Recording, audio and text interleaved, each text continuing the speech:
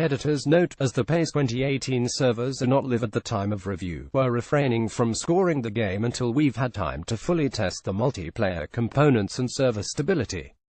Available on PS4 version tested, Xbox One and PC. PES barged itself back into the discussion last year, standing shoulder to shoulder with FIFA as a genuine contender from the year's best footy game.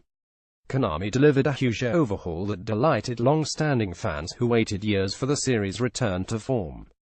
The developer is continuing to refine its formula, though PES 2018 offers small steps rather than giant leaps, and some things remain in dire need of fixing.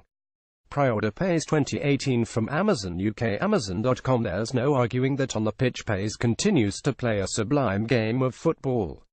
The sheer fluidity of players who move the ball up the pitch with sleek passing moves is such a joy to watch that I've created more video highlight reels than anybody will ever care to watch. PES excels in subtlety, those little moments that in the grand scheme of things don't mean much but go a huge way to adding to the sense of realism.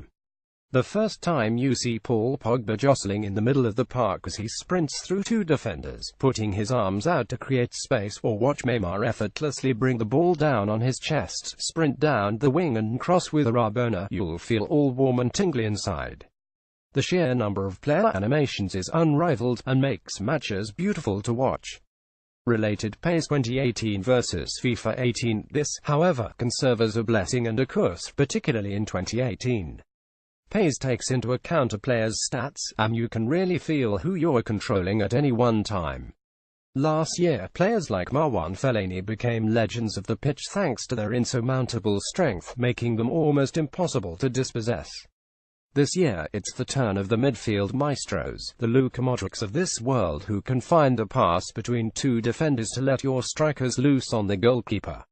But the problem this creates is the huge disparity between the world-class and the simply great, especially when it comes to through balls. As Manchester United, everything I did had to go through Paul Pogba. Every pass between midfield and the forwards or wingers had to be his. He is simply that much better than everyone else. But at times this feels unbalanced, where the likes of Ander Herrera and Anthony Martial are incapable of making a simple 5-yard through ball. There were many times an attack would break down thanks to an underhit simple pass, but one that felt like, in real football, this player could make in the sleep.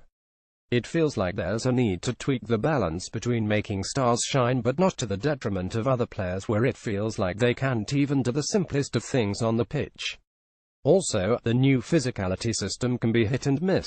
PES, unlike FIFA, offers a simplicity in its control inputs, meaning there's very little onus on the player with the controller in order for that player to pull off great things on the pitch.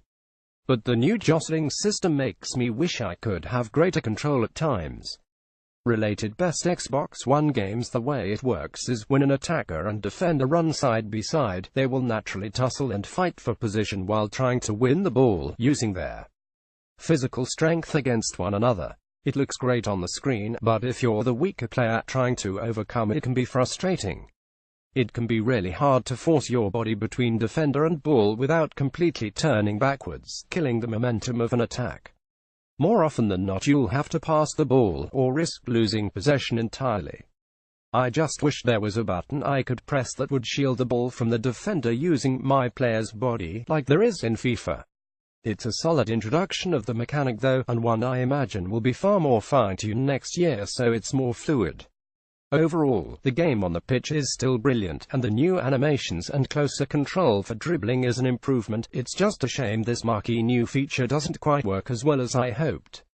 While there's been gradual improvements on the pitch, areas of it continue to stagnate.